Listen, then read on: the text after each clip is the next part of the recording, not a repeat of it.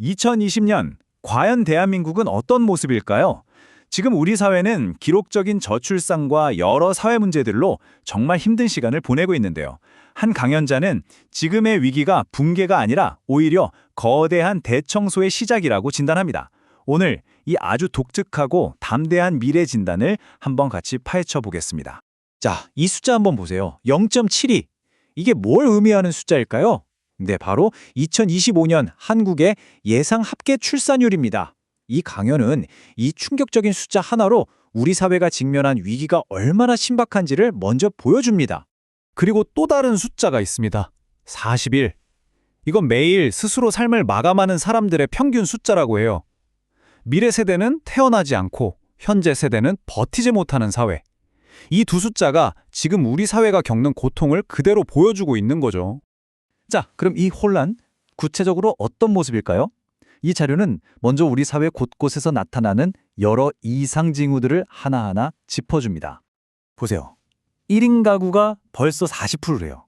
사람들은 점점 고립되고 있죠. 소상공인들은 계속 문을 닫고 있고요. 경제 기반이 흔들린다는 뜻이죠. 빈부격차, 지역격차는 말할 것도 없이 심해지고. 근데 진짜 문제는 이걸 해결해야 할 정책이나 법, 심지어 사람들 사이의 믿음까지 다 무너졌다는 거예요. 이 모든 게 막 거미줄처럼 얽혀서 혼란을 더 키우고 있다는 분석입니다. 아니, 대체 왜 이렇게 된 걸까요? 여기서 아주 흥미로운, 어쩌면 좀 역설적인 진단이 나옵니다. 지금 우리가 겪는 이 고통이요, 사실은 꼭 필요한 대청소의 과정이라는 겁니다. 대청소라니? 이게 무슨 말이냐? 그러니까 우리가 그동안 엄청나게 빨리 성장했잖아요? 그 과정에서 생긴 모든 부작용, 모순, 그냥 덮어뒀던 문제들이 한꺼번에 싹 드러나는 시기라는 거예요. 그래서 핵심은 뭐냐? 이게 그냥 망해가는 게 아니라 더 나아지기 위한 치유의 필수 단계라는 거죠. 강연자는 이걸 이렇게 표현해요. 성장은 이렇지만 우리가 할 도리를 안 해서 일어날 수밖에 없는 부작용들이라고요. 그러니까 과거의 성공 뒤에 우리가 외면했던 숙제들이 지금 한꺼번에 터져나오고 있다는 겁니다. 심지어 이 대청소에 대한 구체적인 시간표까지 제시하는데요. 이게 또 흥미롭습니다. 2025년, 내년이죠. 이때 모든 문제가 수면 위로 빵 터져나오고 2026년이 바로 이 대청소의 클라이맥스, 가장 힘든 시기가 될 거라고 해요.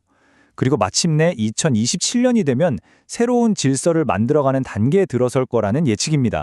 자, 이렇게 문제들이 다 드러나고 대청소가 한창이라면 치료법은 뭘까요?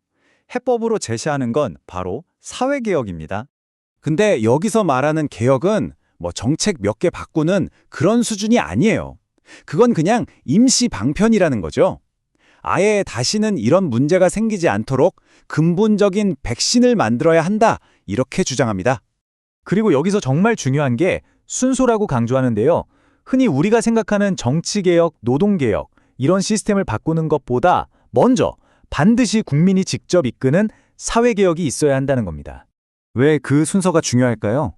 간단합니다. 이 사회의 주인은 결국 국민이니까요. 사회의 뿌리인 우리 국민이 바로 서야 그 위에 있는 정치나 다른 제도들도 자연스럽게 제자리를 찾아갈 거라는 아주 강력한 믿음이 담겨 있는 거죠.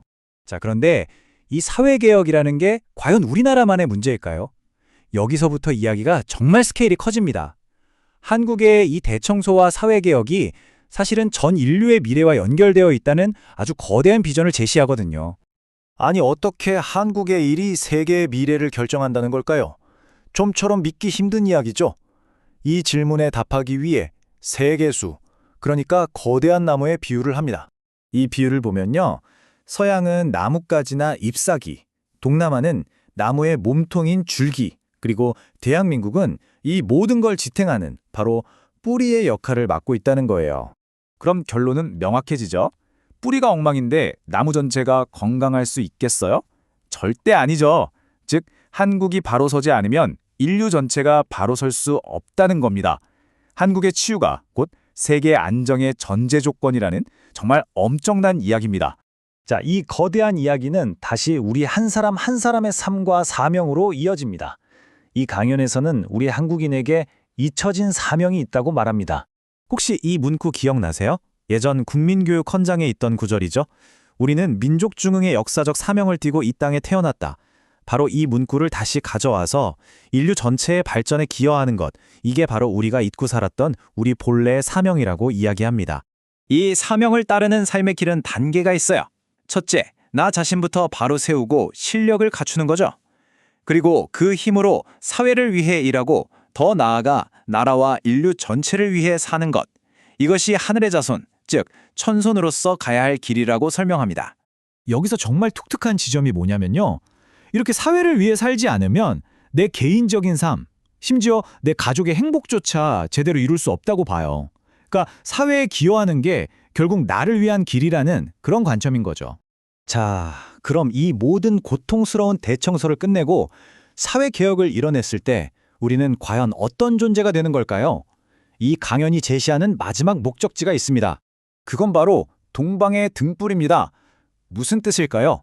자기 자신을 태워서 그 빛으로 사회와 인류 전체를 밝히고 이롭게 하는 존재.